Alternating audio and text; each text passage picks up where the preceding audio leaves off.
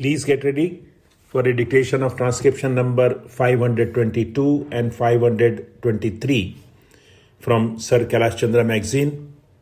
5 seconds.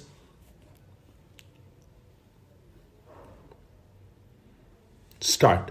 Mr. Deputy Chairman, Sir, I am grateful to the honorable members who participated in the budget debate and lent general support to my budget proposals.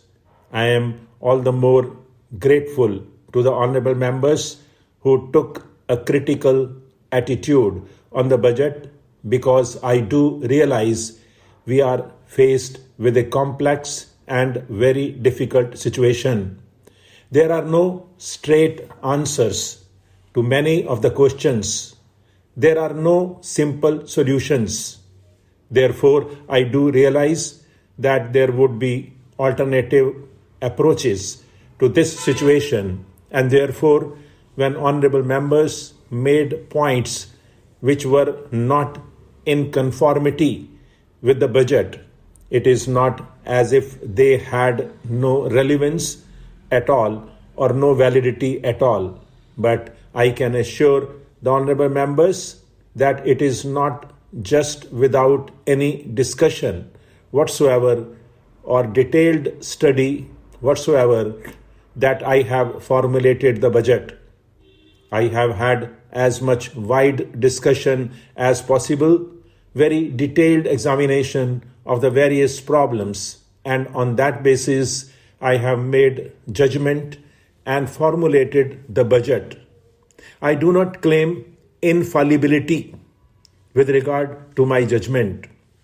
Therefore, particularly in a situation of this sort, the other points of view are more important than the points of view which are in conformity with the budget. I would assure the honorable members that I shall certainly examine many of the points that have been made, and if there are any deficiencies and distortions, it would be my endeavor to correct them as we go along. Having said that, I would like to say that there was consensus, particularly with regard to the priorities which we have got to observe in tackling this problem. Almost all honorable members emphasized this aspect of inflation because if the price increase should go on in the same manner as it has been going on during the last 2 years, it would be an end of all our planning process, and it would create very many distortions in the economy as a whole, because it is in the inflationary situation that the income distribution also gets distorted. Therefore, the government attaches great importance to the tackling of the inflationary situation.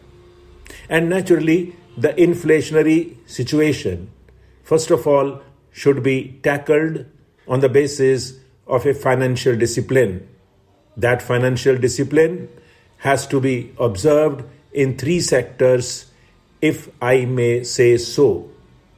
One is public spending or public consumption, wherein the central government, the state governments, and the various institutions which are attached to these governments are concerned. The second is private consumption, where commercial credit, etc., is being utilized. The third is the illegitimate sector, the black money sector. Unless we tackle all these 3 sectors, we may not be able to achieve results on an enduring basis. Sir, as far as financial discipline is in the government sector is concerned, naturally the central government will have to set an example.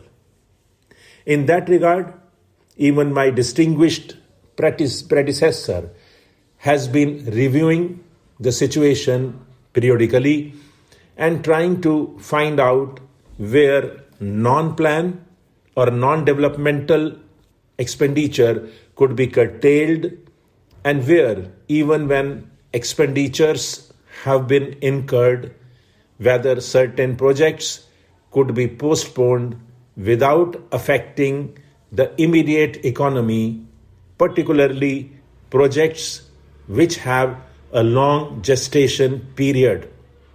Therefore, it will have to be a continuing exercise within the central government where all the ministries will have to cooperate. And I'm glad to say that there has been cooperation and response from all the ministries with regard to this aspect. Naturally, the state governments also have to observe this financial discipline. Sir, honorable members might remember that up to 1972, the state governments had used overdrafts from the Reserve Bank for their resource purposes. And after a certain time, it looked as if there were competition among the states with regard to overdrafts from the Reserve Bank, and this was leading to a very delicate and embarrassing situation. It was towards the end of 1971, when I was in the planning ministry, that we took up this question, and in consultation with the state governments, we came to a decision that these overdrafts should not be permitted, and no state government should be allowed to run overdrafts for the purpose of increasing their resources. So various guidelines were laid down for the purpose that if the overdraft continues for more than a week, then notice would be given and even payments would be stopped and so on. Fortunately, it had a good effect, and I am glad to say that as far as the question of overdraft is concerned, more or less the discipline is being observed by the various state governments. Even though there are certain hard cases in discussion with them and in discussion with the Reserve Bank, we have taken various measures with regard to these one or two states to tide over the situation.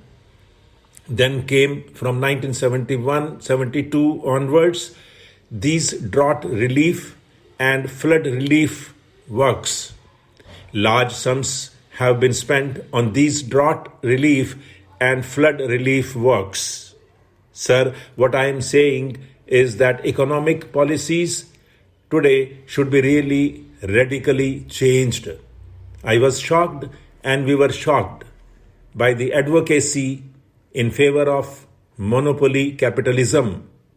No wonder Mr. J.R.D. Tata and Mr. K.K. Birla and others are making statements acclaiming your economic policies.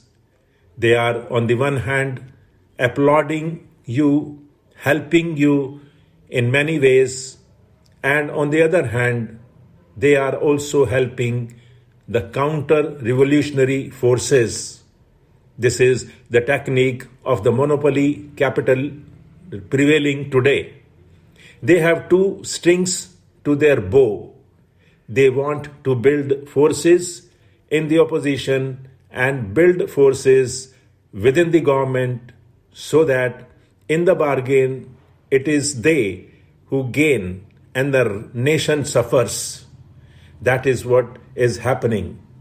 I should like in this connection to dispute what the finance minister said by his economic jugglery.